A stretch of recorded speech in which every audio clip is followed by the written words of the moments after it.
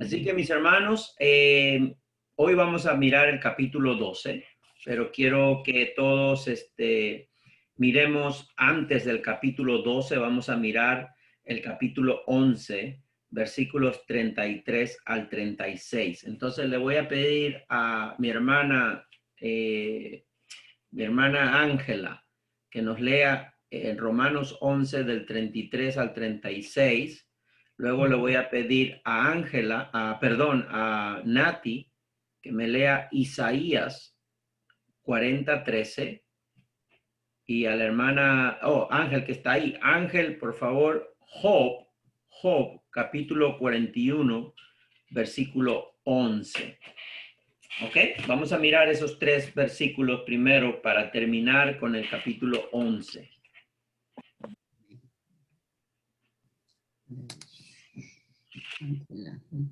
Amén. Inicio. Dios le bendiga, mis hermanos. Vamos a leer Romanos 11 del 33 al 36. La palabra de Dios dice: qué profundas son las riquezas de la sabiduría y del conocimiento de Dios. Qué indescifrables son sus juicios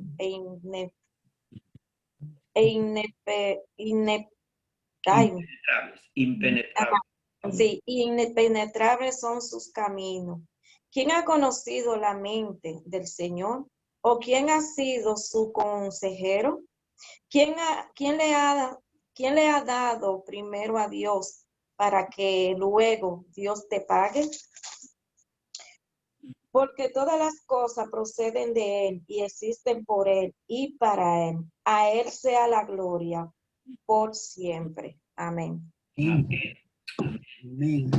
Es una exclamación de Pablo que sale profundamente desde su corazón, porque si nosotros vemos, aparentaría que no tiene nada que ver con todo lo que él habló en el capítulo 11, pero es lo que está haciendo ahí en ese conocimiento de Dios, expresa su admiración de Dios y quedarse hasta muy corto en su entendimiento de Dios, porque él dice: ¿quién ha conocido la mente del Señor? ¿O quién puede haberle dado consejos a Dios? ¿No? Dios está por encima de todo. Y estos pasajes de la cual él está hablando vienen justamente de su entendimiento de Isaías 40:13. ¿Qué dice Isaías 40:13 ahí? A ver. Y de Job 41. Ya, ponerme en... Ok. ¿Me oye? Sí, lo oímos, mi hermano. Dice: ¿quién enseñó al Espíritu de Jehová? ¿O le aconsejó enseñándole?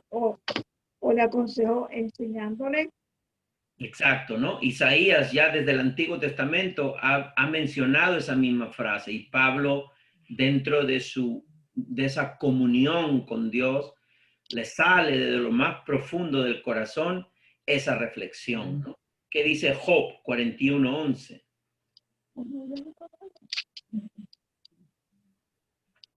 Ya me...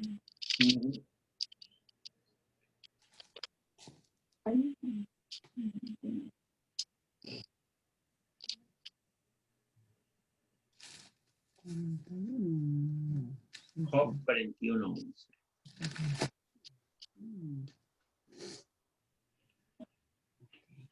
¿Quién me ha dado a mí primero para que yo restituya? Exacto. ¿Quién le ha pagado a Dios algo para que Dios le devuelva, no? Realmente, ¿qué favor le hemos hecho a Dios? Ninguno. Dios nos ha dado a nosotros todos los favores. El solo hecho de estar vivos el día de hoy es un favor de Dios. Una bendición de Dios. Entonces, lo que podemos mirar es que Dios, a través de Pablo, de ese conocimiento de Dios, Pablo dice: todas las cosas proceden de Dios. Todas las cosas. Las que se ven bien y las que se ven mal. Las que se ven alegres, las que se ven tristes. Las que se ven oscuras, las que se ven claras. Todas las cosas proceden de Dios por algún buen propósito, ¿no? Por eso dice Pablo: existen por Él y para Él, ¿no? Entonces, ese debe ser nuestro descanso el día de hoy, que estamos en las manos del Señor, que Él es un Dios sabio, que en nuestra mente podremos hacer muchos razonamientos de manera humana, pero a final de cuentas siempre se va a interponer el amor y la misericordia de Dios. Y justamente todo lo que hemos aprendido en los capítulos anteriores, desde el 11 hasta el capítulo 1, ahora en el capítulo 12, Pablo nos va a hacer entender que nuestra vida cristiana no solamente puede quedar en conocimiento. Nuestra vida cristiana tiene que extenderse en la práctica, en mostrar nuestro testimonio cristiano con actitudes, con obras, si quiere llamarlo usted, porque como cristianos tenemos que hacer obras para diferenciarnos de los demás, pero que ahora es en la forma práctica de todo ese conocimiento que tenemos, ¿no? Yo estaba escuchando el otro día a un pastor que decía, ante las circunstancias que estoy viviendo, yo no voy a dejar de asumir mi responsabilidad porque Dios me ha ungido para llevar a cabo mi responsabilidad de cuidar de la iglesia, de seguir siendo su padre espiritual, el ungido. Y resulta que el problema que tiene él es un divorcio. Un divorcio en la cual hasta prácticamente ha maltratado a la mujer. Que ustedes me van a decir que un pastor que se dice ungido, que dice que tiene la responsabilidad en su iglesia, que tiene la responsabilidad de guiar a la grey, va a estar metido en ese tipo de situaciones. Yo no estoy diciendo que ningún pastor va a ser libre de caer en esa situación, pero creo que un pastor tiene que trabajar antes de caer en esa situación para fortalecer su matrimonio y su vida con la ayuda de Dios. Si no, entonces los pastores nos convertimos en políticos. Porque yo les puedo decir a ustedes el día de hoy, por favor, júzguenme con lo que yo hago los domingos en la iglesia, pero de lunes a sábado, haga lo que haga, no me juzguen. Esa no es la vida de un creyente. Es fuera y dentro de la iglesia. Exactamente. Fuera, dentro. Es más, tengo que ser más pastor todavía, más obra pastoral fuera de la iglesia. Entonces, ¿qué es lo que quiero decir con esto? Quiero decir que el capítulo 12 nos va a llevar ahora, después de todo ese conocimiento de que Dios es un Dios de misericordia. Buenas noches, mi hermana Grace, bienvenida. Que es un Dios de misericordia, que es un Dios que elige, que es un Dios que siempre está guardando un remanente, que es un Dios soberano. Todo ese conocimiento que hemos adquirido desde el capítulo 1 hasta el capítulo 11, ahora tenemos que llevarlo al plano práctico de la vida cristiana. No podemos decir que somos buenos cristianos si estamos sumergidos en cuestionamientos, en cosas que fácilmente el pueblo puede reprender de nosotros. Por eso dice, debemos ser irreprensibles. ¿Qué quiere decir ser irreprensibles? No quiere decir ser perfectos, quiere decir que vivamos sin que nos cuestionen, sin que nos cuestionen, ¿no? Entonces, eso es lo que vamos a mirar en Romanos capítulo 12 de los versículos. Hoy vamos a hacer todos los 21 versículos que están ahí. Muy bien, vamos entonces a asignar lecturas, ¿ok?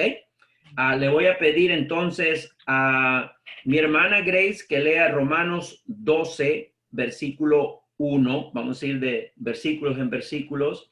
Luego le voy a pedir a la hermana Ángela. Vamos a leer, vamos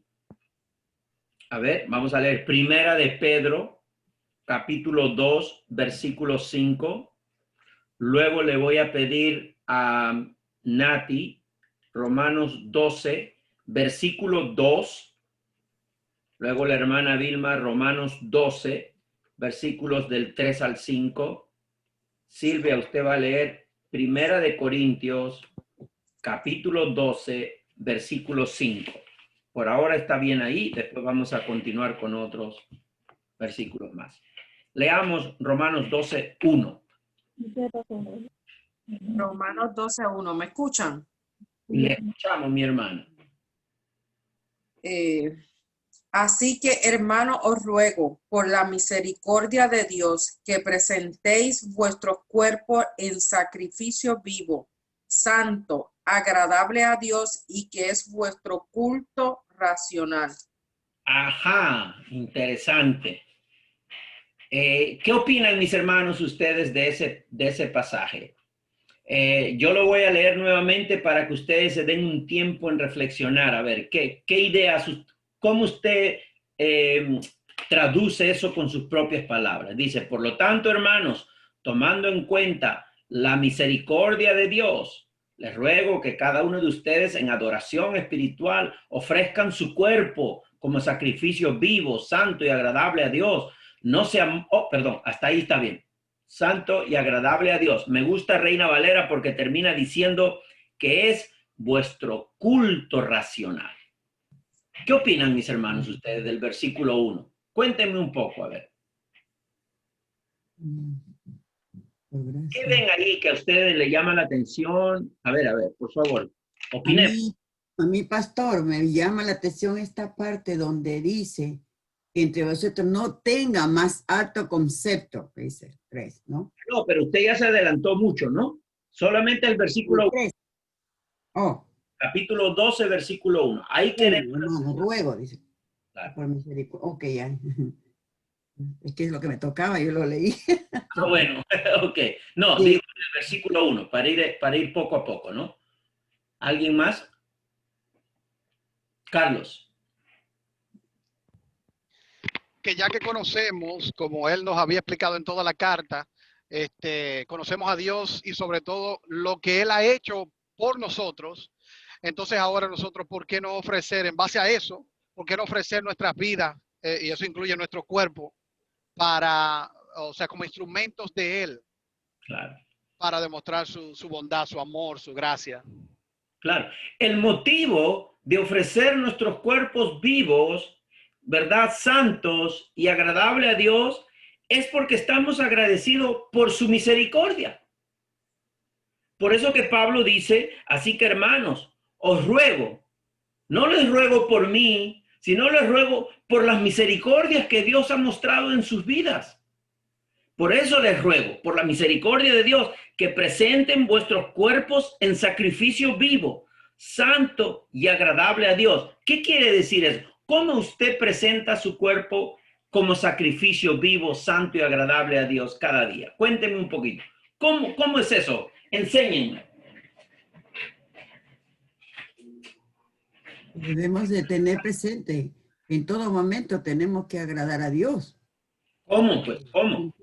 ¿Cómo? Deme un ejemplo. ¿Cómo lo hace usted? Amor, llevando una vida en santidad, que ahora mismo que estamos estudiando. ¿Y cómo es llevar una vida en santidad? Necesitamos ser específico, ¿no? Con la oración, con el ayuno. Muy bien, con la oración, con algunos con la disciplina del ayuno. ¿Qué más? Leyendo la palabra, estudiando la palabra, ayudando a nuestro prójimo. Con acciones verdaderas, ¿no? Pero es interesante porque Pablo dice que es vuestro culto racional. ¿Qué quiere decir eso? Algunos de los hermanos, yo he comentado con algunos de los hermanos. Cada vez que nos profundizamos en la palabra de Dios, cada vez que estudiamos la palabra de Dios, tenemos nuestro devocional, esa intimidad, nuestro momento en que leemos la palabra, estamos adquiriendo un conocimiento de Dios. Y de acuerdo a ese conocimiento de Dios, es que vamos actuando en la vida, vamos haciendo obras, vamos actuando, vamos caminando por fe. O sea, que nuestro conocimiento de Dios es que nos mueve a nosotros a responder con acciones. Por eso digo, no podemos quedarnos solo en conocimiento. Tiene que ese conocimiento trasladarse a la práctica. Y eso es lo que está diciendo Pablo, que por las misericordias de Dios que hemos recibido, porque no estamos aquí porque lo merecemos, no somos cristianos porque merecíamos ser cristianos y porque Dios tiene la obligación de que nosotros seamos cristianos. No. Dios no tiene ninguna obligación de hacernos hijos de Él. Pero por su gracia y por su misericordia, Él nos ha traído a su reino porque nos ha dado la fe para poder creer en su Hijo Jesús y dar ese paso de salvación. Entonces, por todo lo que Dios ha hecho por nosotros, sobre todo en el aspecto de la salvación, es que ahora nosotros queremos retribuir como buenos hijos de Dios, presentarnos delante de Él con cuerpos, dice, en sacrificio vivo, santo, agradable a Dios. Otros cristianos de diferentes tiempos creen que esto nos lleva a hacer sacrificios. Ya lo llevan al plano religioso y no al plano de conocimiento. Por eso hice un culto racional. Yo voy a vivir de manera agradable a Dios, amando a mi hermano, a mi hermana en Cristo, orando, teniendo mis tiempos devocionales con Dios, ayudando al prójimo, no maldiciendo, y etcétera. Una lista grandísima de cosas que pueden demostrar que ahora somos hijos de Dios, ¿no? Entonces, empezamos con ese versículo.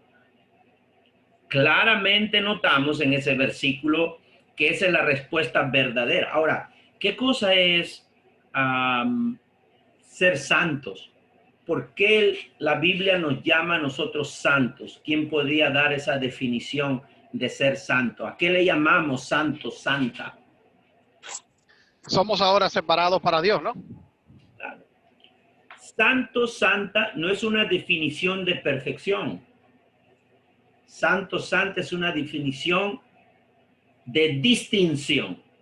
Ahora ya no somos como la gente que no tiene a Cristo en su corazón. Somos santos. Ellos, los que no conocen la palabra de Dios, creen que ser santo es ser una persona, mira, maravilla por todos los lados que lo veamos, ¿verdad? Un hombre y una mujer que no tienen pecado, en otras palabras. Entonces, equivocamos la palabra santo, santa, con santidad y con santificación, que son cosas diferentes. Santo, santa significa una definición. Estamos siendo distinguidos por los que no son cristianos, que hemos sido apartados por nuestra fe. Ahora somos hijos de Dios. Santidad ya es el camino en la que vamos, que es la obra de santificación en nosotros. Una cosa es ser santo, apartado para Dios, y otra cosa es vivir en santidad, ya con acciones que honran y dan gloria a Dios, ¿no? Porque puede haber un santo, pero que todavía le falta madurar en su santidad. Algunos están todavía en su nivel de santidad más flacos que otros, están más fuertes que otros, pero igual han sido apartados por Dios por su fe en Jesucristo. Carlos quiere decir algo. No, pastor, que me acordé ahora un ejemplo que usted dijo, que quizá nos puede ilustrar cómo desde el principio Dios hizo aquella elección y eso es lo que nos hace santos. Es que Él eligió para hacernos santos, para ser separados. Y usted decía anteriormente en el Antiguo Testamento que Dios eligió al pueblo judío, pero no eligió a los babilonios, no eligió a ningún otro pueblo, para que ese pueblo elegido por Dios sea santo, separado para Él. Exactamente. Por eso. Exactamente, porque si realmente ser santo es perfección y dice que somos un pueblo santo, ayúdenme, ¿qué dice? Yo creo que es el libro de, ¿en dónde está esa? Creo que es Pedro, ¿no? Pedro es el que dice que somos un pueblo santo, ¿no? ¿Qué más? Ayúdenme. No me sé de memoria ese versículo. Un pueblo santo. Creo que segunda de Pedro 1. Sacerdocio, ¿no? Es donde Real dice que sacerdocio. Nación santa, real sacerdocio, pueblo adquirido por Dios. Adquirido por Dios. Todo eso representa el ser santo. La gente no dice un momento, wow, ustedes son la perfección de la perfección. pero no es así. Pero sí somos un pueblo santo adquirido por Dios, ovejas de su prado. Entonces, esa identidad nadie nos la va a quitar, pero esa identidad tiene que ir también acompañada de obras de santidad, ¿no? Bien, no sé si alguien tiene algún comentario más sobre el versículo 1 para pasar al versículo 2. Antes del versículo 2, vamos a leer Primera de Pedro 2:5. Sí, Primera de Pedro Y 2:5. después Nati quiere decirnos algo. Ya. También ustedes son como piedra viva, como las cuales se está edificando una casa espiritual. De este modo llegan a ser un sacerdocio santo para ofrecer sacrificios espirituales que Dios acepta por medio de Jesucristo. Amén. Seguimos en construcción. Estamos mejor que ayer, ojalá, ¿verdad? Pero seguimos en construcción. Mi hermana Nati tiene algo para compartirnos.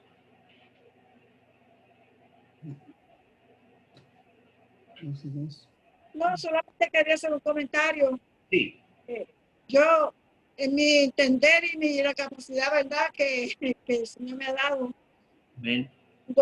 cuando hablamos de ser santos, nosotros tenemos un compromiso con el Señor, es algo que nos va a llevar a la santidad, pero nosotros tenemos que cultivar eso para llegar a la santidad, porque eso es como eso es como escalando, uno poco a poco, ¿verdad?, va mejorando en la vida.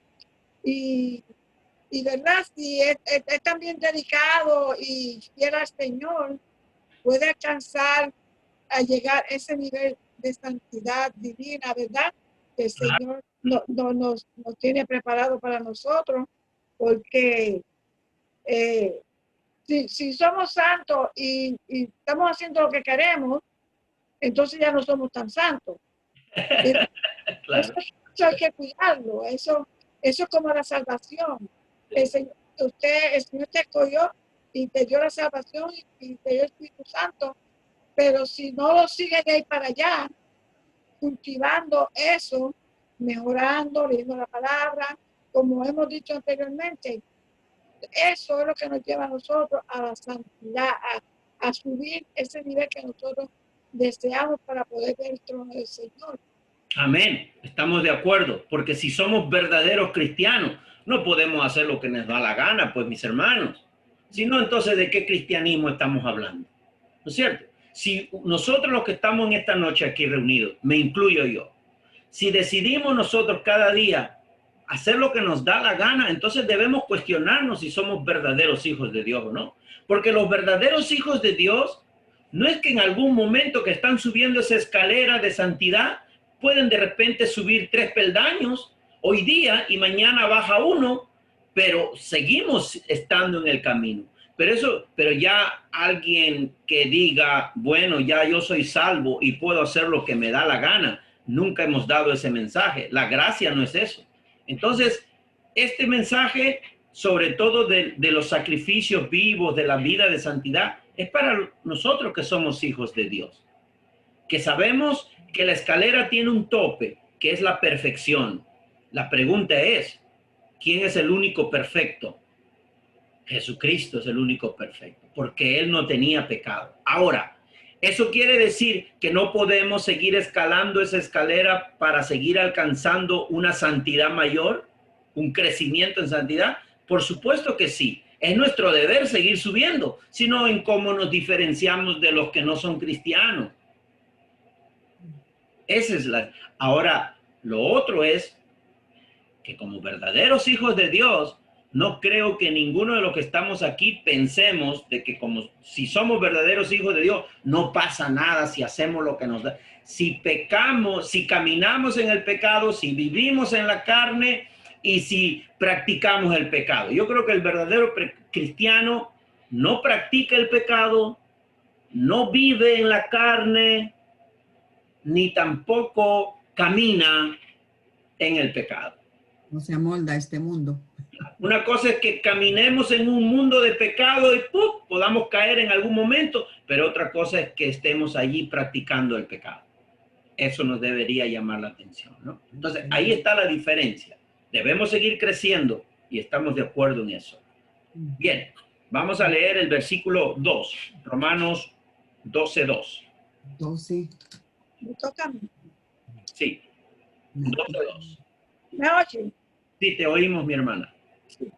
No os conforméis a este siglo, sino transformaos por medio de la renovación de vuestro entendimiento, para que comprobéis cuál sea la buena voluntad de Dios, agradable y perfecta.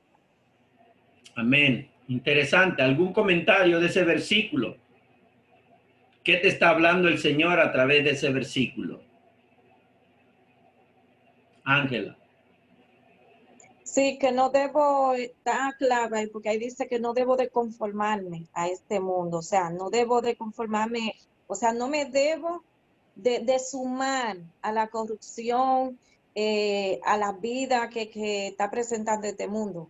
Como dice por ahí un texto, que estamos en el mundo, pero no somos de él. Entonces aquí nos advierte claramente de que no debo hacer alianza con el mundo. Muy bien, muy bien. Y más bien seamos transformados, dice, mediante la renovación de la mente, así podremos comprobar cuál es la voluntad de Dios, buena y perfecta. ¿Qué quiere decir eso? Que cada vez que nosotros tenemos esa comunión con Dios a través de su palabra, a través de ese entendimiento, ¿verdad? Entonces, esa obra que hace el Espíritu Santo de traernos a la luz la verdad, de traernos entendimiento, discernimiento, eso nos hace claramente a estar claros y ver la diferencia que hay en cómo el mundo se está dirigiendo y a dónde yo debo estar ubicado, ¿no? O sea, es la palabra la que nos va a traer a la verdad, al buen camino. Por eso dice, esta es la lámpara de mis pies, la guía de mi camino. Entonces, es la Biblia misma, en esa comunión que tengo con la palabra, es que me va a llevar a mí a entender que el mundo está equivocado, que la sociedad y sus ideologías están opuestas a la verdad de Dios. ¿Por qué? ¿De dónde sale todo eso? ¿Porque soy inteligente? No, es porque el Espíritu de Dios, en el momento de mi lectura de la palabra, me edifica y me hace ver la verdad. Es por eso que de esa manera yo me estoy amoldando no al mundo, sino a la verdad, transformados por la palabra, que no es solamente palabra que nos transforma, sino es la palabra unida al poder del Espíritu Santo que hace diferencia en nosotros. ¿Eh? Bien, entonces vamos a leer ahora, a no ser que haya alguien que tenga un comentario del versículo 2, porque ahí dice algo interesante. Dice, para que compruebes, ¿verdad?, cuál sea la voluntad de Dios agradable y perfecta. Cuéntenme un poquito, ¿qué creen ustedes? ¿Cuál es la voluntad de Dios para la vida de ustedes? Carlos quiere decir algo. Sí, yo creo que ahí nos enseña que la voluntad de Dios, a través de ese mismo discernimiento que usted hablaba, nos hace ver a nosotros que la voluntad de Dios es agradable y perfecta. O sea, nosotros no tenemos que quejarnos de lo que nos pasa en la vida. Es el contrario, nosotros tenemos que mirar más allá, porque si es la voluntad de Dios, y como usted decía anteriormente, si Él está en control de todo y su voluntad es agradable y perfecta, yo tengo que solamente confiar, poner en práctica esa fe que yo he declarado con mi boca. Claro. Entonces, hablando de lo que es la voluntad de Dios, ¿verdad? Una de esas voluntades de Dios es que seamos a la imagen de su Hijo. Ese es el propósito por la cual Él nos ha traído al reino, para hacernos cada día más y más a la imagen de Cristo Jesús, ¿no? Entonces, si alguien de repente quiera compartir, mi hermana Ángela, porque la pregunta es, ¿qué cree usted? ¿Cuál es la voluntad de Dios para su vida? Sí, también la voluntad de Dios y agradable y perfecta es vernos crecer espiritualmente. como usted estaba diciendo, que nos dejemos guiar a través de su palabra y que podamos notar al mundo de que nosotros somos diferentes y que estamos viviendo una vida de santificación aquí en la tierra. Esa es la voluntad de Dios para mí. No, muy bien, muy bien. ¿Alguien más quiere aportar?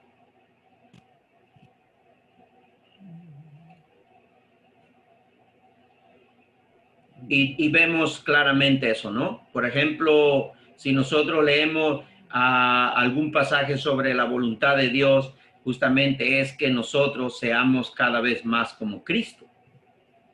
Y esa es la voluntad de Dios, porque dice Juan 6:40, porque la voluntad de mi Padre es que todo el que reconozca al Hijo y cree en Él tenga vida eterna y lo resucitaré en el día final. También la voluntad de Dios es que conozcamos su verdad para alcanzar la salvación.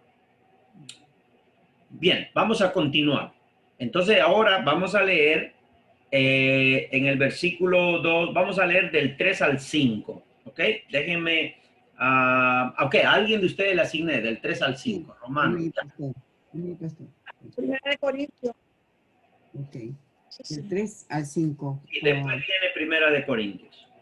Ok, dice, digo, pues por la gracia que me es dada, a cada cual que está entre vosotros, que no tenga más alto concepto de sí que el que debe de tener, sino que piense de sí con cordura, conforme a la medida de fe que Dios repartió a cada uno. Porque de la manera que en un cuerpo tenemos muchos miembros, pero no todos los miembros tienen la misma función. Así nosotros, siendo muchos, somos un cuerpo en Cristo y todos miembros los unos de los otros. Amén. ¿Ven cómo se va trasladando ahora a la vida práctica como hijos de Dios? Primero, en nuestra humildad, ¿verdad? Porque ¿qué vemos ahí en esos pasajes? Prácticamente está diciendo que pues por la gracia que se nos ha dado, ¿no? A cada uno de nosotros, que nosotros no tengamos un concepto más alto que debemos tener hacia los demás. O sea, humildad. Eso caracteriza al verdadero hijo de Dios. Ser humilde, no creerse que es más que el otro. Es más, aún, inclusive, las personas que entran en un argumento con nosotros, más vale mantener la humildad y no tener que estar confrontándolos constantemente sabiendo de que ellos están equivocados. Entonces, eso de la humildad, de no tener un concepto más alto de nosotros mismos, right, que el que deberíamos tener. O sea, está Pablo hablando directamente en lo que se refiere ya ahora a nuestra conducta como cristianos, como hijos de Dios. Es más adelante que ha leído la hermana Vilma, ya está hablando como miembros del cuerpo de Cristo, ya como iglesia, ¿no? Como iglesia, como miembros, porque dice que somos muchos, pero no todos tenemos la misma función, porque a cada uno se nos ha dado diversos dones, ¿no? A mí me edifica la hermana Silvia, porque yo sé que el Señor le ha dado un don a ella para ponerlo al servicio del reino, de la iglesia. Igual, mutuamente nos edificamos, cada uno con los dones que el Señor nos ha dado. Pero se dan cuenta, estamos ya yendo al plano de la vida práctica. ¿Qué dice Primera de Corintios 12:5? Capítulo 12, versículo 5. Amén. Dice capítulo 12, versículo 5, dice, y hay diversidad de ministerios, pero el Señor es el mismo. Amén. Claro, o sea que justamente es para edificarnos. El Señor no ha dado un don a cada uno para que usted se lo quede consigo mismo. Es porque necesitamos edificarnos mutuamente, ¿no? Mutuamente. Entonces, el 4, somos un cuerpo, tenemos muchos miembros, pero no todos los miembros tienen la misma función. Pablo está dando esa ilustración como nuestro cuerpo natural, como nuestros miembros del cuerpo, el brazo no se mueve si no funciona el cerebro, ¿no? Y muchas otras cosas más. Bueno, Vamos ahora del 6 al 8, porque este capítulo 12 nos lleva a cosas muy prácticas, ¿no? Vamos del 6 al 8, a ver. Me falta, creo, asignar, ¿no? Vamos a asignar nuevamente, ¿ok? Ángela, usted lea Romanos. No, le vamos a dar a Nati. Nati va a leer Romanos, capítulo 12, versículos del 6 al 8. Luego le vamos a dar a Ángela Deuteronomio capítulo 18, versículos 21 y 22. Ahí está mi hermana Grace, ya volvió. Luego vamos a darle a Silvia Jeremías, Silvia, el libro de Jeremías, capítulo 23, versículo 16. Vilma, usted ayúdenos con Mateo, capítulo 7, versículo 15 y 16. ¿Ok? Y luego, Grace, ¿me oye? Hágame una seña. Ok, a usted le voy a dar, Grace, Romanos, capítulo 12, versículos del 9 al 10. Y así vamos a seguir avanzando, ¿ok? Ahí nos quedamos para después asignar más versículos. Entonces leamos Romanos 12 del 6 al 8. Leo ya, pastor. Sí. Dice, Romanos 12. a 9 y 12, 10, versículos 9 y 10. Para Grace, versículos 9 y 10. dice, de manera que, perdón, de manera que teniendo diferentes dones, según la gracia que nos es dada, si el de profecía, úsese conforme a la medida de la fe, o si de servicio, en servir, o el que enseña, en la enseñanza, el que exhorta, en la exhortación, el que reparte con liberalidad, el que preside con solicitud, el que hace misericordia con alegría. Muy bien. Ahí Pablo está dando una pequeña lista de los dones que el Espíritu Santo reparte a los miembros del cuerpo de Cristo, a diversos hermanos o hermanas en la iglesia. No voy a preguntarles todavía acerca del don de la profecía, pero en el versículo 7 habla del don de servicio, el que enseña en la enseñanza. Mayormente, ¿quiénes en la iglesia hacen ese rol de servicio, de servir a los hermanos? ¿Quiénes hacen el rol de enseñar? Los profesores, ¿no? Los maestros de Biblia. Ya. El servicio puede ser a hermanos que como algunos hermanos que nosotros tenemos en la iglesia, que están sirviendo un cafecito, sirven una avena, sirven que estamos extrañando ya, estamos como locos, ¿verdad? De comernos esa avenita otra vez de Nati y todas esas cositas, ¿verdad? Eso es servir a la iglesia, enseñar. Después habla de exhortar también, ¿no? Que presida también con solicitud, dice. El que hace misericordia, hablamos de los diáconos, ¿no? Que tienen el ministerio de la misericordia.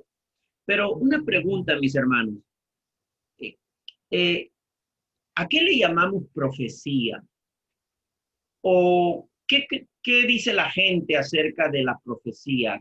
¿Cómo identifican ese don de profecía? Cuéntenme un poquito. Porque ese es uno de los dones en la iglesia, el don de profecía. Pero comúnmente, ¿cómo se realiza ese don de profecía? Ángel. Sí, un ejemplo, ese don de profecía hay que tener mucho cuidado porque no todo el mundo lo posee. Entonces hay personas que profesan, o sea, dicen cosas de parte del Señor, donde realmente a la larga eso no se cumple. Entonces, si lo que una persona dice, se cree profeta y dice y no se cumple, pues no viene de parte del Señor. Se puede llamar que esa persona es anatema. Muy Hay bien. que tener mucha cuenta con eso. Muy bien. ¿Algo más que quieran adherir sobre ¿qué entendimiento le damos a lo que es la profecía, mi hermano Carlos? Bueno, yo entiendo que el profeta que se hablaba en el Antiguo Testamento, del cual se hablaba en el Antiguo Testamento, era quien hablaba de parte de Dios. Entonces yo creo que en el Nuevo Testamento eso se entendería, diría yo, como aquel que trae la palabra de Dios, o sea, aquel que la predica. Eso viene siendo el don de profecía que yo entiendo del cual está hablando Pablo ahí. Muy bien. ¿Alguien más tiene alguna otra definición o que ha escuchado que las personas tienen una definición sobre lo que es la profecía? Como dice la hermana Ángela, perdón, como dice la hermana Nati, siga hermanita, siga. Está bien. ¿Me oye? Sí. Sí. Bueno, yo personalmente entiendo profecía es cuando una persona es verdaderamente usada por Dios. Y si esa persona te está dando un mensaje, ¿verdad? Que viene verdaderamente de Dios, esa palabra o eso que te ha dicho la persona va a suceder si viene de Dios. Es un don, pero si, como dijo la hermana Ángela, si esa profecía doesn't come to pass, no pasa, entonces eso es un pensamiento de esa persona. Sabe algo personal o quizás sabe algo de algo y le quiere decir a la persona algo que verdaderamente no viene del Señor. Claro, claro. Muy bien, sí. Porque yo lo que he podido ver, la hermana Vilma quería decir algo también. Sí, pastor, como dice la hermana, es de predecir que cuando reciben un mensaje del Señor, que tiene que comunicar al pueblo, a alguna persona. Pero también eso se ha hecho ahora como una moda, porque ahora podemos ver que todos son profetas. A mí en la iglesia Nuevo Horizonte hemos tenido experiencia de personas, hacíamos conciertos y venían, y cantantes, y ellos se profesaban allí, hablaban que determinadas cosas que nunca se cumplieron a algunos hermanos. Entonces, como le digo, como dice la hermana Ángela, hay que tener mucho cuidado, porque es fácil decir, el Señor me habló, o yo soñé, el Señor me dijo que hagan esto, el Señor me dijo que esto va a pasar, y al final de cuentas no pasa, porque no viene del Señor, ¿no? Claro, por eso yo creo que la Biblia debe ser nuestra guía que responda ante esas incertidumbres, ¿no? Porque si yo me presento ante ustedes que voy a traer profecía de Dios, algunas personas lo interpretan como que yo voy a traer alguna adivinación del futuro. Yo les voy a decir lo que va a pasar mañana con la hermana Vilma. En este momento el Señor me está hablando lo que a ella le va a pasar mañana, ¿no? Es una profecía, es una revelación fresca y nueva. Bien, si yo vengo con esa actitud o con esa presentación o con ese vocabulario, a ustedes les toca consultar la palabra.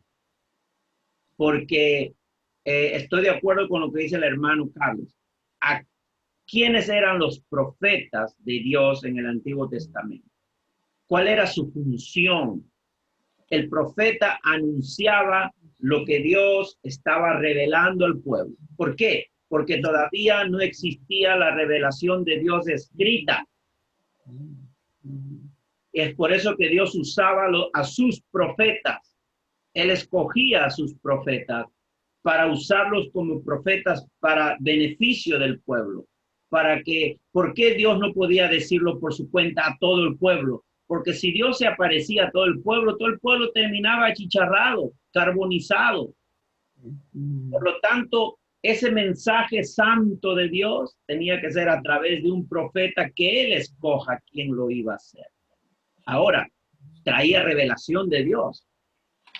Pero nosotros estamos en un tiempo que ya tenemos la revelación escrita de Dios. Todo lo que tiene que ver con nuestra salvación y nuestra vida ya está aquí desde Génesis hasta Apocalipsis. Nosotros no necesitamos saber más nada. Ojalá, por ejemplo, mi Biblia aquí yo tengo la página 1 hasta la página, a ver, déjenme ver, hasta la página 1303. O sea, si yo quiero conocer toda la revelación de Dios, bueno, tengo que ponerme a leer las 1303 páginas que tengo aquí.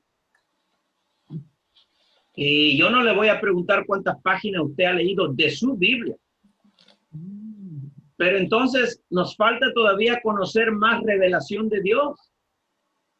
Entonces, si realmente yo vengo ante ustedes a traerle una revelación profética, entonces, ¿qué dice Deuteronomio acerca de eso? Porque también estaba ocurriendo entre los profetas escogidos por Dios, otros profetas que anunciaban cosas que no venían de Dios, otros que se llamaban profetas a ellos mismos. Porque vamos al libro de Deuteronomio. ¿A quién le encargué Deuteronomio 21, 18, 21, 22? Amén, amén, amén, dice. Tal vez te preguntes, ¿cómo podré reconocer un mensaje que no provenga del Señor? Si lo que el profeta proclama en nombre del Señor no se cumple, ni se realiza, será señal de que su mensaje no proviene del Señor. Amén. Entonces, Dios mismo está hablando en su palabra en el Antiguo Testamento porque todavía no tenían la revelación de Dios escrita. Les está diciendo, pueblo de Dios, mi pueblo, les estoy advirtiendo que si hubiera alguien que dijera cosas que es profecía mía y que no se cumpla, no le crean, ese no es profeta nada, ya lo estoy parafraseando a nuestro estilo latino, ¿no? No le crean nada, ese es un charlatán, un mentiroso. Dios mismo nos está dando la advertencia. Entonces, ¿qué revelación nos traen los profetas de hoy? Si alguno de ellos me trae revelación que aquí está escrita, bajo un buen contexto bíblico, bajo un entendimiento correcto, con una teología correcta, entonces yo voy a decir, mi hermano, usted sí que es un profeta de Dios. No, yo quiero poner en claro, si la definición bíblica de profecía es anunciar lo que Dios nos ha revelado en su palabra, entonces yo soy un profeta y estoy profetizando todos los domingos. Si esa es la definición bíblica. Ahora, si la definición de profeta es lo que algunas personas piensan, que es adivinarle a usted el futuro, decirle lo que le va a pasar mañana, decirle lo que le va a pasar pasado, como hubo por allí un testimonio de una hermana que me dijo, pero pastor, es que yo no voy a dejar a ese hombre, porque ese hombre me lo dio Dios. El profeta me dijo que él iba a estar conmigo. Me dijo que si el siguiente domingo yo venía y se sentaba un hombre a mi lado, ese iba a ser mi esposo. Y ella se casó con él, pero él era casado en su país. Y después de todo, tuve una conversación con ellos, con una consejería matrimonial, y él me dijo, pastor, yo no voy a quedarme con ella porque ella sabe muy bien que me casé por papeles. Entonces, ¿de qué profecía estamos hablando? ¿Qué revelación fresca de Dios es esa? Destruir no solamente un hogar, una familia, sino destruir la fe de esos hermanos.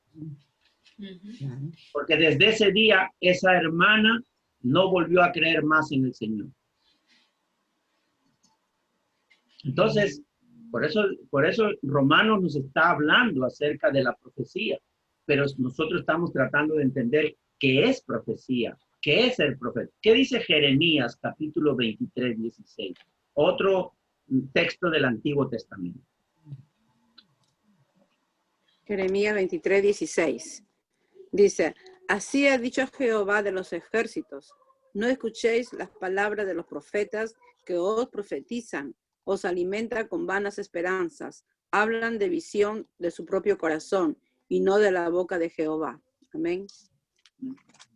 El día de hoy, yo, por ejemplo, si quiero, lo voy a poner de esta manera.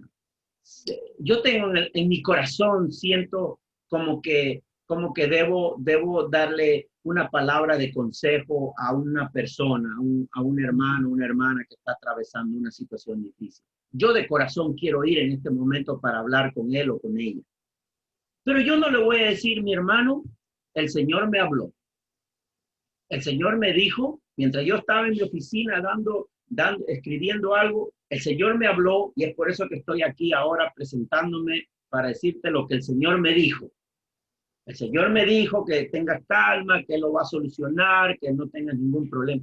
¿Qué necesidad tengo yo de usar el nombre de Dios y más aún decir que Dios me dijo cuando todo lo que estoy diciendo yo es que están haciendo de mi corazón sincero para esa persona? ¿Qué necesidad tengo yo de poner el nombre de Dios cuando no es que Dios me dijo? Es algo que yo siento. ¿Es pecado decirle a la hermana lo que yo siento? No. Pero estoy tomando el nombre de Dios en vano. El Señor me dijo. Entonces, ¿qué desviación puede ocurrir después de eso? La hermana puede decir, wow, este pastor tiene un acceso directo con Dios. El Señor le dice a él todo. ¿Y por qué no me dice a mí? Es que seguro yo soy un pecador, seguro, ¿qué me falta para que Dios me hable a mí? No, pues si él dice, el Señor nos habla todos los días. ¿Usted quiere que el Señor le hable? Abre esta palabra y el Señor le va a hablar. Ahora, yo respeto también de que si hay alguien que diga, no, el Señor me habló de manera audible, está bien. Yo no voy a entrar en ese argumento de discutir, de entrar en esa discusión en vano, no. Pero en su momento sabré si lo que le dijo Dios es verdad o no a través de la palabra.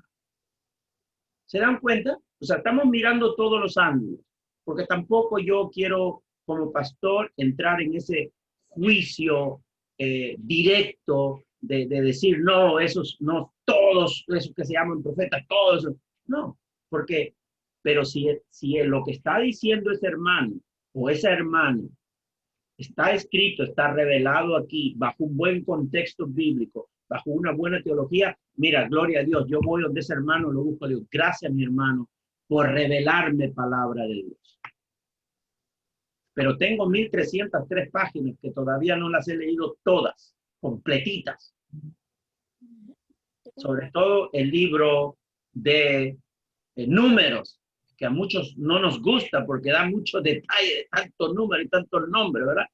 Pero por algo está en la Biblia. Algo bueno encontraremos ahí. Carlos quiere decir algo. Yo quería añadir, pastor, y quizá ¿cuánto debemos darle gracias a Dios por este tipo de bendiciones que Dios nos da, de poder nosotros estudiar la palabra? ¿Por qué? Porque precisamente es estudiando la palabra que nosotros nos damos cuenta y podemos discernir claramente de qué dijo Dios y qué no, porque si no vamos a la palabra, cualquier persona puede venir y traernos fábulas y creerlas nosotros. Entonces, esto es una gran bendición, esto que Dios nos está dando hoy, todos los jueves nos da, de que nosotros podemos venir y ¿cómo le digo? Abundar, escudriñar la palabra paso a paso para poderla nosotros entender y entonces nosotros poder caminar día tras día y no dejarnos engañar, porque es que está sumamente trillado la frase esta de que Dios me dijo. Eso es diariamente. Y cuán grande es la misericordia de Dios que Él no fumiga a esas personas en el mismo momento que abren la boca. Porque es que si Dios no ha dicho, si no está en su revelación, yo no tengo el poder ni la autoridad para yo abrir mi boca y decir, Dios dijo tal o cual cosa. Y por eso es que es tan necesario esto, que nosotros sigamos apegados a la palabra, estudiarla y profundizar en ella. Además, los profetas, si usted lee aquí Reina Valera, Nueva Versión Internacional, no dicen Dios me dijo, sino dicen Dios dice. Dios dice. No, Dios dice. Y por eso decimos, Dios dice. En Mateo, Dios dice. En Romanos, Dios dice. En Apocalipsis, Dios dice. Es la revelación de Dios, ¿no? Entonces, también entendemos lo que dice la Biblia también, que muchos quieren solamente oír algo que les endulce sus oídos, ¿no? Y eso nos pasa a todos nosotros, ¿no? Queremos buenas noticias, no me des malas noticias, por favor, ¿no? Pero bueno, ¿Qué dice Mateo 7 del 15 al 16? 7, es a mí, perdón. Sí, Mateo 7. Mateo 15 del 17 al 16, del 15 al 16. No sé a quién le tocaba leer. Hermana Vilma. Ah, ok, le esperamos entonces. Ok. 15 dice, guardaos de los falsos profetas que vienen a vosotros con vestidos de ovejas, pero dentro son lobos rapaces.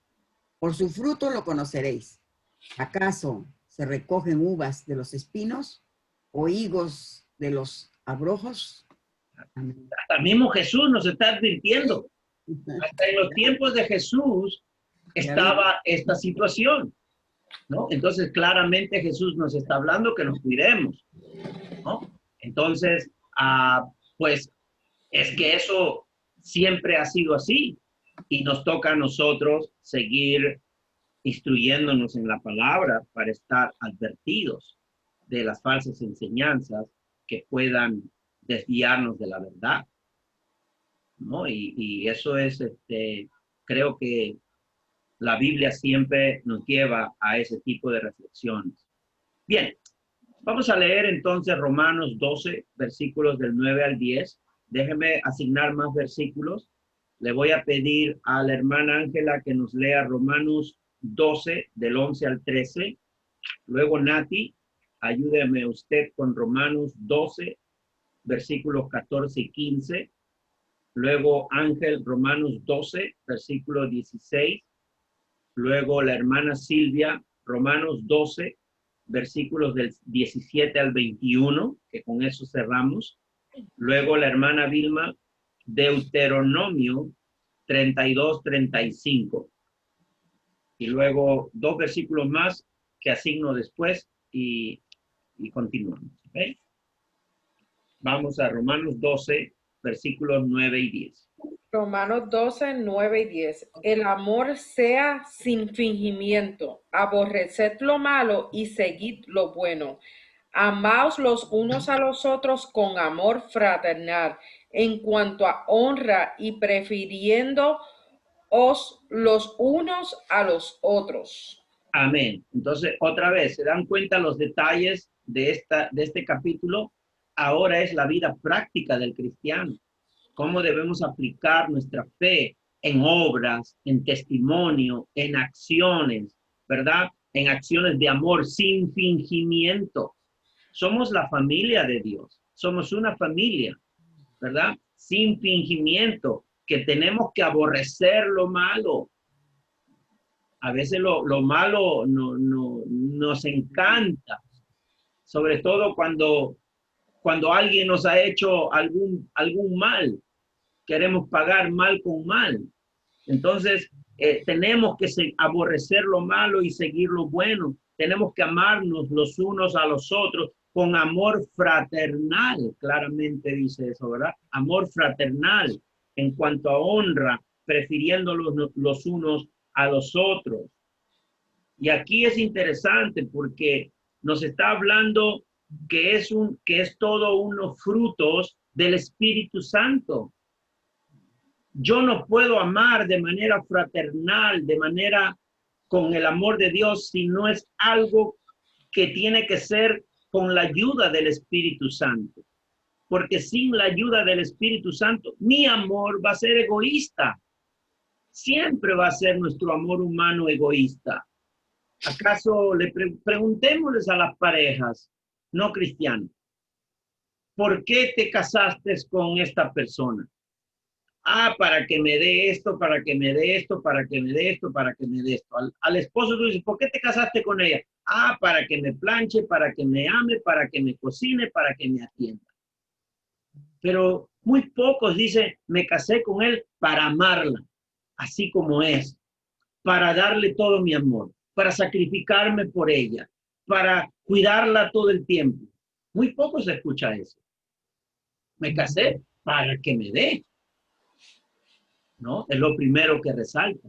Entonces, si no es el amor de Dios que es obrado por el Espíritu Santo, no vamos a amarnos los unos a los otros en el amor de Cristo, que es un amor incondicional, sin esperar nada. Entonces, se necesita que sea el mismo Espíritu Santo produciendo esos frutos en nosotros. El fruto de benignidad, ¿verdad? Porque está hablando del amor, está hablando de aborrecer lo malo, la bondad. El Espíritu Santo va a obrar esa bondad espiritual. Entonces, es necesario que entendamos que el amor de Dios está acompañando también los dones que tenemos. ¿De qué sirve que un pastor sea un buen predicador si no tiene amor para su rebaño?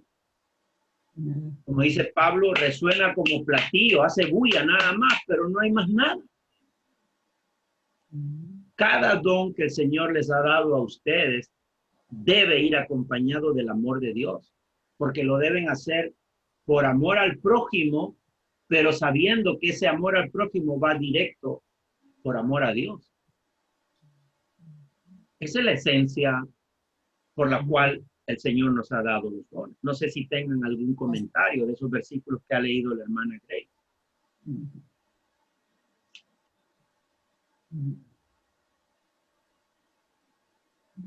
Ah, interesante, ¿no? Cómo no basta con conocimiento, no basta con dones, sino va acompañado del amor y de la actitud correcta como verdaderos cristianos.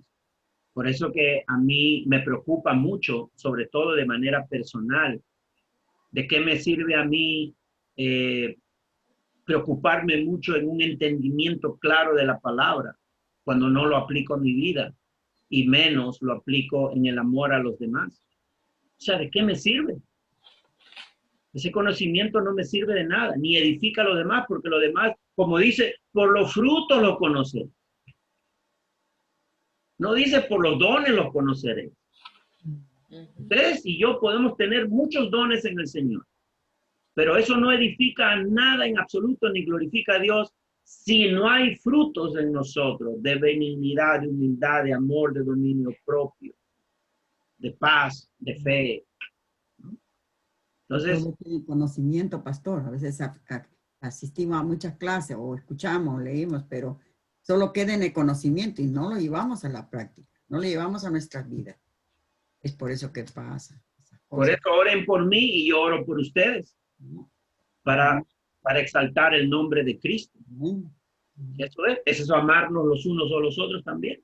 Porque en vez de aplastar al que ha caído, más bien debemos levantarlo, dice la palabra.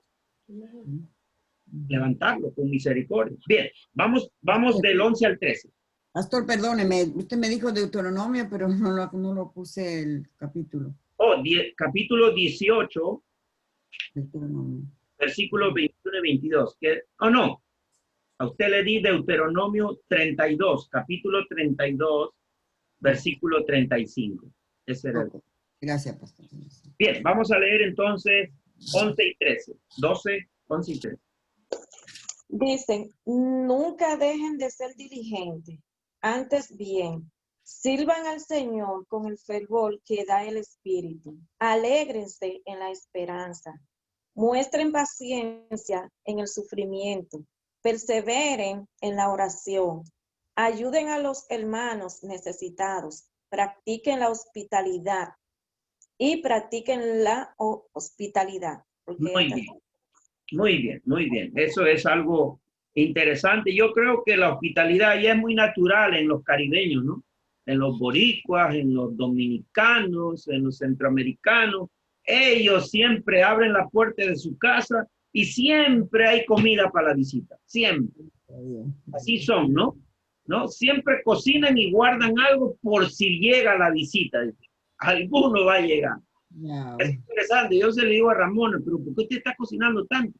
Es que si viene visita, pero le digo, nadie ha anunciado que va a venir. No, eso no importa, pero hay que dejar algo por si llega alguien. Bueno, uno va aprendiendo las culturas, ¿no? Pero qué lindo ver esos frutos de un cristiano, ¿no? Diligentes, no perezosos, sirviendo al Señor, gozosos en la esperanza. Sufridos, dicen la tribulación. Es que somos sufridos, mis hermanos. El verdadero cristiano sufre. Sufre. Hoy mi hermana Silvia nos ha mostrado su corazón de sufrimiento. Porque ese es el corazón de un verdadero cristiano. Sufre por los demás más que por uno mismo. Esa es la compasión de Cristo, ¿no? Por eso, otra vez, el conocimiento no se puede quedar con conocimiento. Nos va a crecer la cabeza de tanto conocimiento, pero de acciones, tenemos que revolcar todo eso en acciones, ¿no? Bien, no sé si tiene alguien algún comentario del 11 al 13. Cada uno. Aquí, perdón. Sí, para resaltar la parte donde habla del sufrimiento, que dice, muestren paciencia en el sufrimiento. O sea, que debemos aunque estamos, un ejemplo, sufriendo, debemos de demostrar, como dice la palabra, esa paciencia en el sufrimiento, porque siempre Dios, a través de ese sufrimiento, de esa aflicción, Dios está haciendo algo. Cuando viene especialmente con mi misma vida y también con la de los demás. O sea, hay que resaltar esa partecita ahí. Gracias, mi hermano. Gracias, porque es verdad.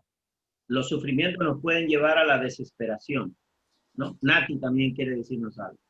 ¿Me oye, pastor? Sí.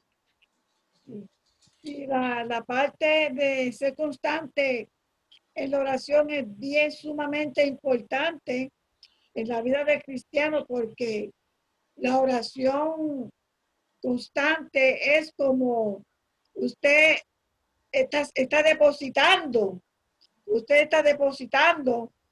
eso, para los tiempos buenos y para los tiempos cuando surge el momento que hay que orar. Esas oraciones están ahí. Amén. Están ahí, están en reserva. Por eso el Señor dice constantemente, para que no se acabe. Para Amén. que siga building up ahí, porque llegan los momentos de desesperación y usted está preparado para recibir lo que sea. Amén. Amén. Estamos de acuerdo. La oración constante, ¿verdad? Que demuestra que dependemos de Dios en todo y confiamos en Él. Creo que eso demuestra a una persona que ora, ¿verdad? Usted al orar está demostrando que usted depende de su Dios, que no puede estar sin el Señor, sin la guía del Señor y la ayuda de Él. Bien, vamos al 14 y 15. ¿Quién nos lee Romanos 12, 14 y 15? Yo lo tengo, pastor. Ya. Bendecid a los que os persiguen. Bendecid y no maldigáis. Gozad con los que se gozan. Llorad con los que lloran. Qué lindo, ¿no? Interesante, todo lo contrario a lo que hace el mundo, ¿no? Todo lo contrario, porque si alguien nos persigue, nosotros vamos detrás de ellos con otro grupo más grande todavía. Llamamos a los amigos y a todos para ir al que nos estaba persiguiendo. Bendecir al que nos maldiga. ¿Será que si alguien nos maldice, nosotros en vez de maldecirlo para atrás, como decimos, no, para atrás, de repente le decimos, mi hermano, que Dios te bendiga. Tu maldición para mí, yo te devuelvo con una bendición de parte de Dios. Gozaos con los que se gozan, llorad con los que se lloran. La hermana Magda mencionaba en una de las reflexiones del grupo de oración y ayuno, mencionaba que debemos también nosotros llorar con los que lloran, gozarnos con los que se gozan. O sea, debe haber esa empatía, ¿verdad? Unánime de sentir el dolor de los demás. Y eso nos lleva, el Espíritu Santo nos va llevando en esa sensibilidad espiritual. Bien, como digo, este capítulo es más de cosas prácticas, ¿no? Vamos a leer el versículo. Oh, by the way, quería decirles con respecto a los que tenemos que bendecir a los que nos persiguen, bendecir a los que nos maldicen, y eso nos lleva a algo, y yo lo anoté aquí. Decía Charles Spurgeon, decía, óiganlo bien, ¿eh? Devolver mal por bien es actuar como Satanás. Devolver Mal por mal es actuar como los seres humanos. Y devolver bien por mal es actuar como un hijo de Dios. Interesante, ¿no?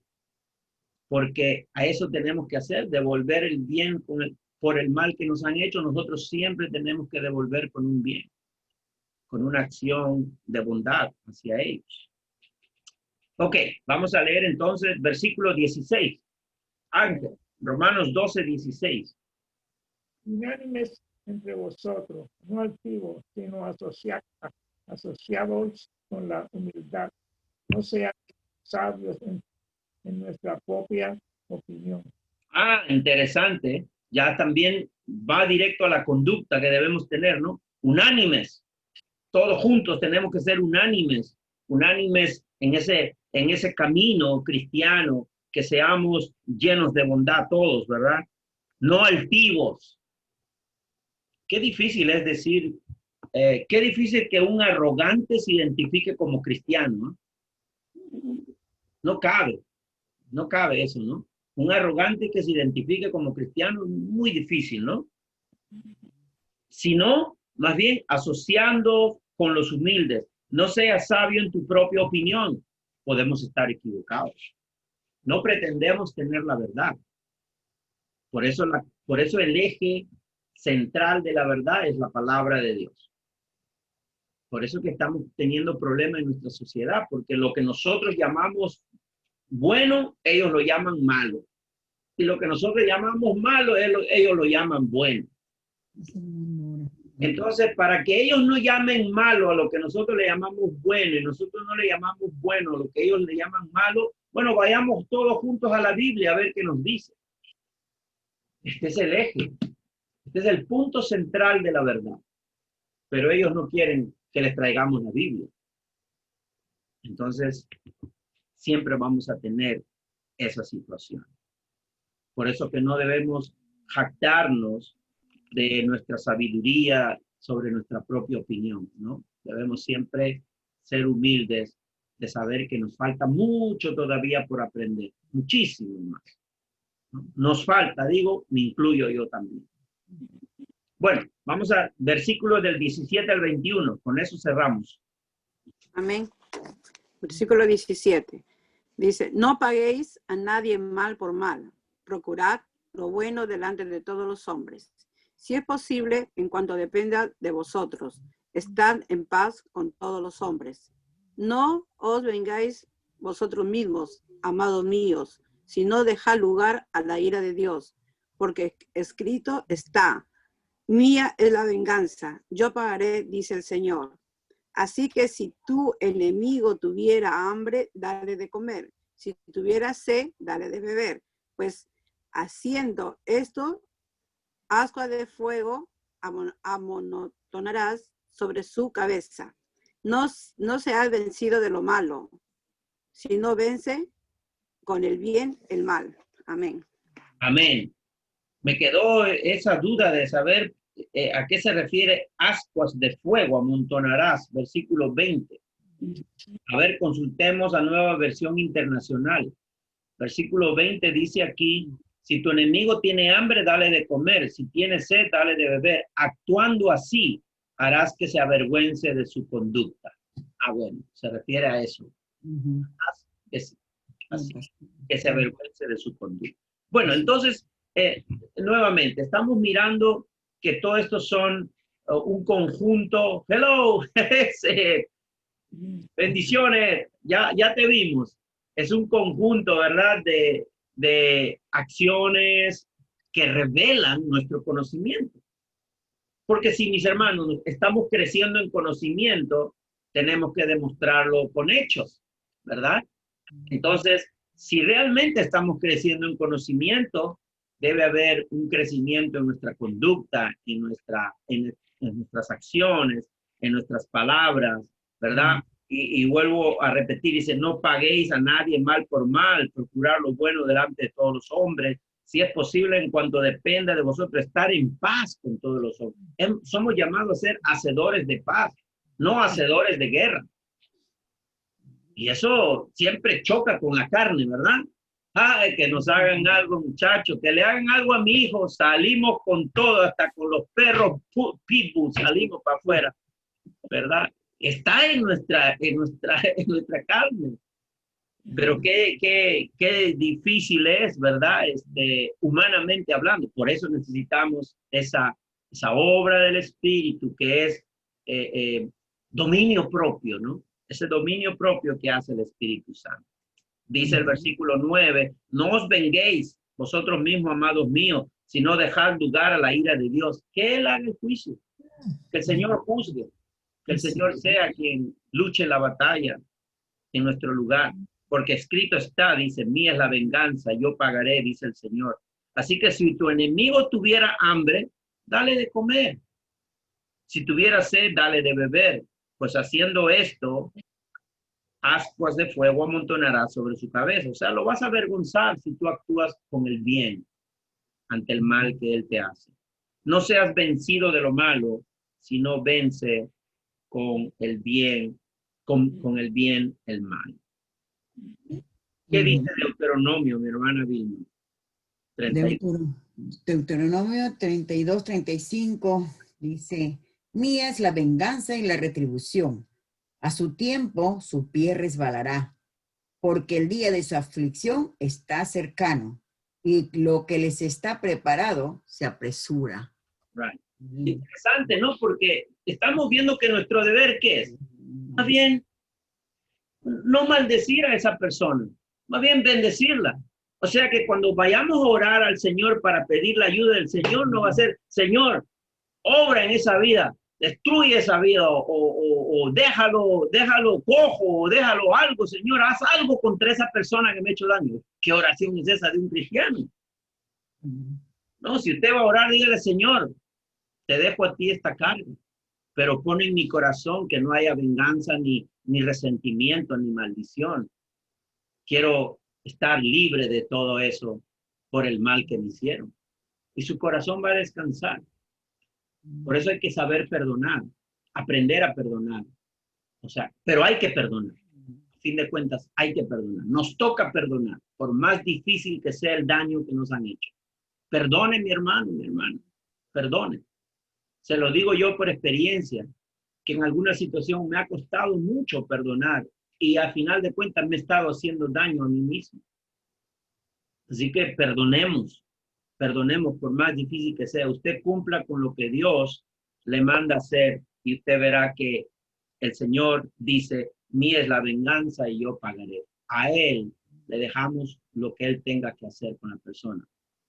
Dele la justicia, no a nosotros. Llore la justicia. No sé si alguien más quiera decir algo más antes de cerrar, que ya nos queda 2 minutos. ¿Qué opinan? Carlos, escuchamos, Carlos. Solo que me pareció curioso el versículo que dice, si es posible, y esto es algo que me gusta de Pablo, que dice, si es posible estar en paz con todos, cosa que no pudimos verlo ni siquiera en Cristo, no por culpa de Cristo, sino porque es que los mismos fariseos, es el pecado en realidad en el ser humano. Él, si hubiese sido por él hubiese estado en paz con todo el mundo, pero lamentablemente el pecado en el ser humano pues nos siempre confronta. O sea, en realidad, porque... O sea que tú quieres decir que es que lo natural es que no es posible. No es posible. Exacto, yo creo que por eso él dice, si es posible, creo que Pablo dice, si es posible, o sea que lo natural es que no es posible en realidad, ¿no? Claro, exactamente, ¿no? Es lo natural. Pero bueno, gracias a Dios que tenemos en la fe de Cristo la ayuda del Espíritu Santo y que hoy día haya sido mejor que ayer y que mañana sea mejor que hoy, ¿no? Ese es el camino del cristiano. El camino del cristiano es que cada vez crezcamos más. Y yo veo eso en mi hermano Angelito, por ejemplo. Un hombre que cada día crece más en el Señor. No me equivoco, Ángel. No, pastor. Algo que le voy a decir. Amén. Yo me casé con mi pareja para dar y para obedecer. Amén, mi hermano. Entonces, eso quiere decir que el Espíritu estaba obrando desde el día que te casaste. Gloria a Dios. Lindo. Ángela quiere decir algo para despedirnos. Sí. Bueno, vamos a orar. Entonces, ¿qué les parece? Oremos pues. No sé si mi hermana Grace nos quiere enviar a casa con la bendición todos en oración. Oremos para despedirnos, por favor. Ok, Padre bueno y Padre